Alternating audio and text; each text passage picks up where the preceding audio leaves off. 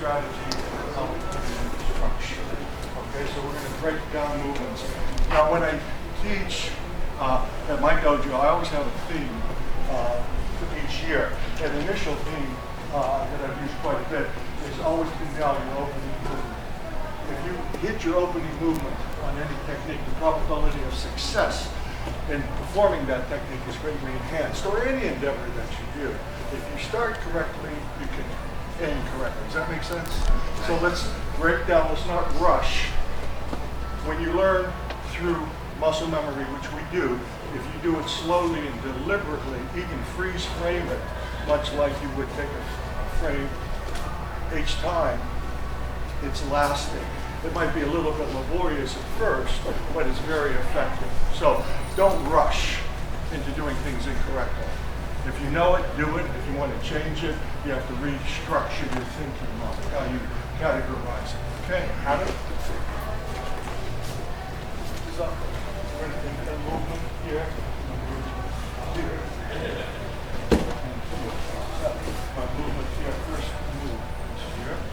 Second move is here. So I take position, posture here, and conclude the technique. Now again, my basic thing is always get your position. Again, that goes with initial starting. Position is first. Kazushi or balance taking is second. Technique or application or best possible response is third. Sometimes you don't know what that is. You'll never know what it is. You'll have to have it internally come up. Okay, so you can't prearrange anything. If you have to think about anything, it's too late. So, okay? So our first move here we're going to take is just breaking the balance. Okay? So all I want you to do on the first move.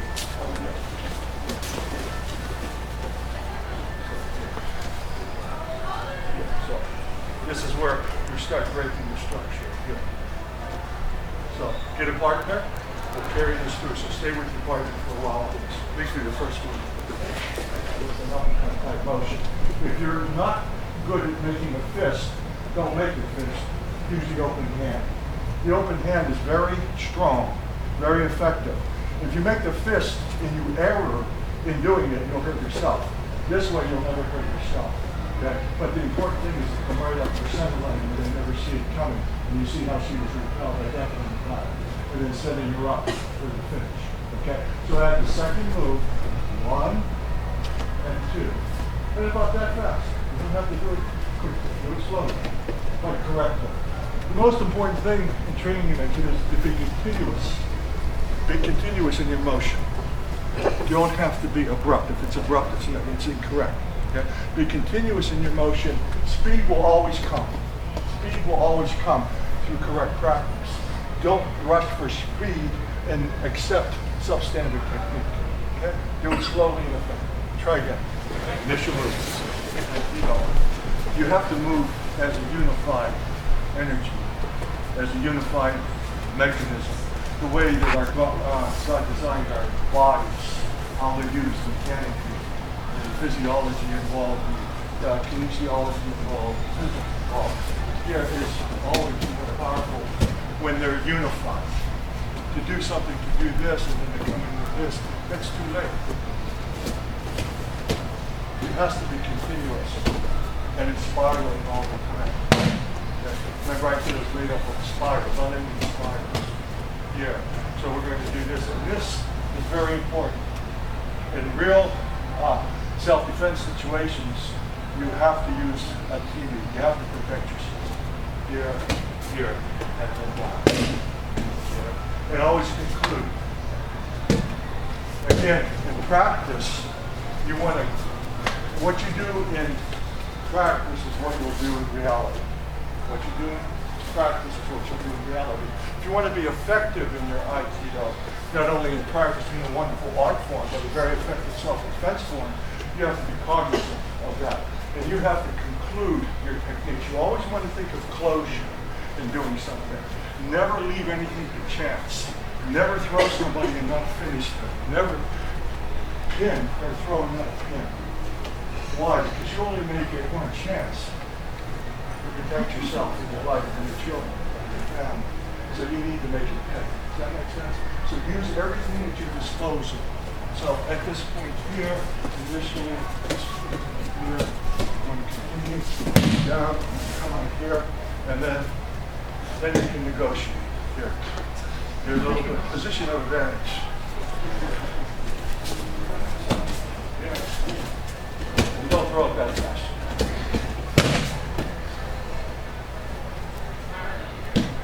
Okay, be careful. Okay, protect yourself at all times. Would you rather face someone that knows 1,000 different techniques or a person that has done a technique 1,000 times? A person who's done a technique 1,000 times is much more formative. Okay, so remember, repetition is the mother of skill. So we want to refine it. So the biggest area of improvement is this here. Not just being, now if we go too much this way, it's also effective, but I don't believe as effective. This way is like puntos in a sense here, using underneath, but causing this to spiral. I want to make this spiral up, and then this is going to make a continuous spiral around. Of course, I would enter here, and then you conclude your technique. So this is probably the biggest area for opportunity of improvement is here. I was just teasing with one of the little girls here that this is like a puppy dog here, you know. However it takes to relate to it. Yeah, you come up and you're relaxed. And this, and then this swirls around into a spiral. Everything goes into the spirals. Here, you're the puppy dog, and over then it bites. So think of keeping your arm relaxed and coming up underneath. If you get that much tonight, it will be worth the price of admission.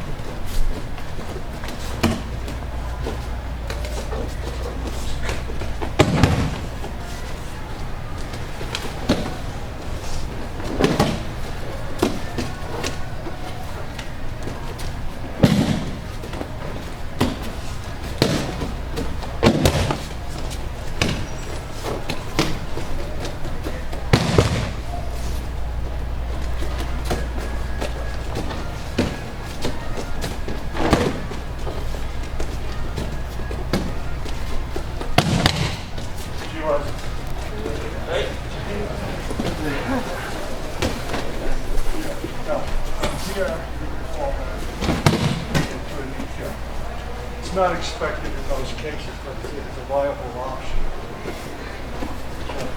You want to always go for your EQ. Then if circumstances require it, then you change up. Remember, in doing Kashiwaza, you should know you have to do it, right?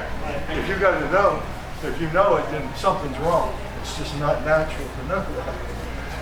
It should happen, it's spontaneous. That's how things are. We're always dealing with intervening variables, right? So we have to be able to adapt to those variables. That's what makes the mark of someone that's trained properly. You handle the variables without thinking because you were so conditioned, your muscle memories and your experiences. Does that make sense? So these are just giving you options to put in your forces. Here, and here. It's a little higher. Catch them here and conclude. And remember, unless otherwise specified by the instructor, complete all your techniques. If we're working on segments, fine. You know, we're going to break it down. But you have to have closure as your main goal in any situation. Try the EQ to be. Okay? Throw you out of the class, please. I wouldn't. it wouldn't be a good strategy, would it? Come up here and try and do this, I can go from here if I can hit it right away. The only way that I'm going to do this is I'm here, something changes, and then I hit it from up there.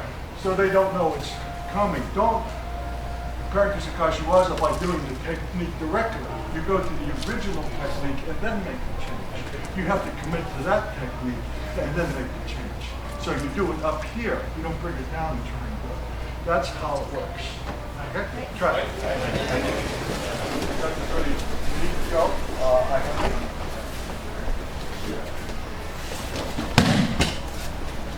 So here I come around.